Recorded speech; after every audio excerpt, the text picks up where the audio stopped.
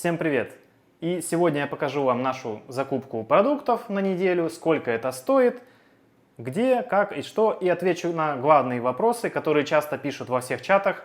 Можно ли на Филиппинах прожить на $300? $300 это достаточно для жизни и все остальное прочее. Итак, погнали! Вот так выглядит закупка на 2300 песо, которые мы буквально потратили. И я покажу просто, на что обычно уходят деньги и почему $300 точно не будет достаточно.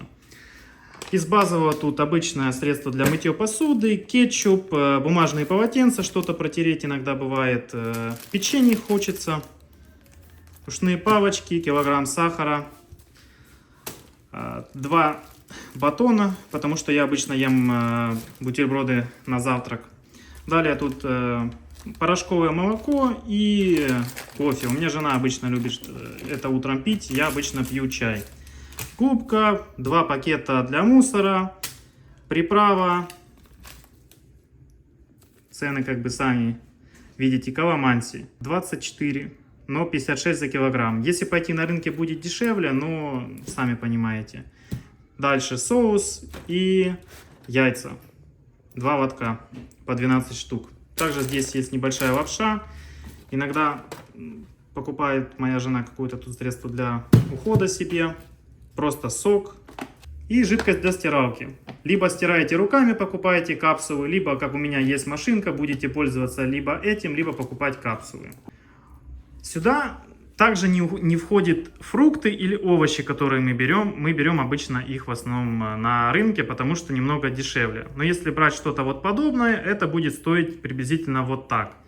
Конечно, ты не покупаешь каждый раз себе средства для мытья посуды или для стиральной машины, но тем не менее ты покупаешь что-то другое, зубную пасту, и приблизительно такая цена вот будет выходить в неделю. То есть 2300, 2500, 2700 песо у вас будет уходить на какие-то базовые нужды.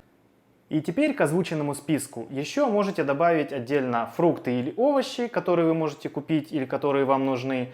Также можете добавить мясо, это либо куриное филе, которое будет стоить 300-320 песо за килограмм, либо это говядина, которая будет стоить 400-450, иногда даже 500 песо за кило. Любому здоровому мужчине нужно есть мясо для того, чтобы поддерживать здоровье и уровень тестостерона. Вы будете тратить 2-2,5 или даже 3000 песо в неделю на продукты, не считая отдельных фруктов и овощей.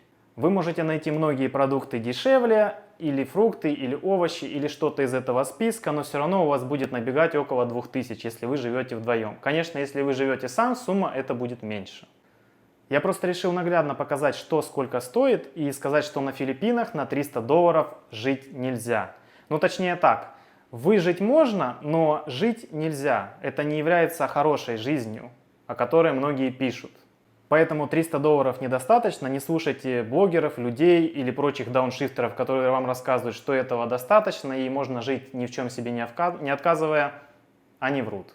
Если у вас бюджет $300, вы будете снимать плохое жилье, также вы будете покупать, скорее всего, продукты в каких-то местных лавках, уже какие-то готовые блюда, которые стоят не очень дорого, но качество и условия, в которых их делают, мягко говоря, вызывает вопросы. Я думаю, большинство просто бы не стало такое есть, если бы у них был выбор и больше денег. Если кто-то считает, что это много, я показал список. В любом случае вы будете покупать какую-то бытовую химию, если вы живете в квартире, просто для уборки, для мытья посуды, для стиралки, для чего-то еще.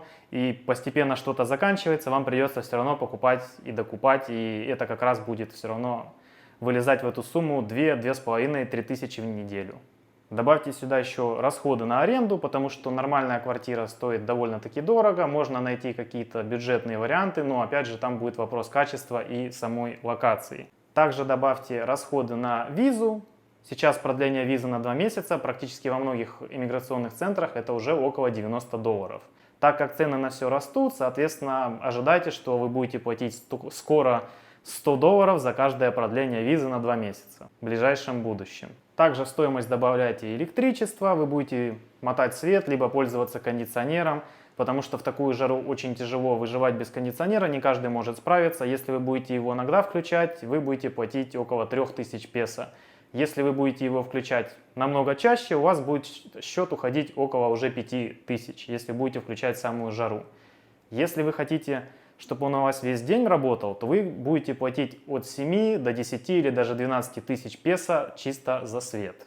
В моем случае, когда я проводил эксперимент, мы купили новый кондиционер инверторный, он работал практически с момента пробуждения до момента сна, это больше 12 часов, и счет за свет у нас был 7 тысяч песо. Поэтому считайте, либо вы будете в комфорте жить, иногда с каким-то холодом, либо будете сидеть под вентилятором, иногда в закрытой квартире, даже открытая крыша может не помочь, вам будет жарко и душно. Поэтому для нормальной жизни нужно $1000 на двоих. Все, что выше, это уже будет комфорт плюс и просто повышение вашего комфорта. Можно жить и на $300, как-то выживать, концы с концами сводить. Можно жить на $500, уже получше, в каком-то жилье нормальном. На $700 вы можете уже позволить себе больше, даже иногда куда-то чуть-чуть выезжать, но не сильно далеко и не очень часто. А на 1000 вы будете уже чувствовать себя более свободно. Опять же, если вы будете очень много путешествовать по островам, то готовьтесь, что ценники будут и 1500 за месяц у вас выходить, и 2000, и даже более.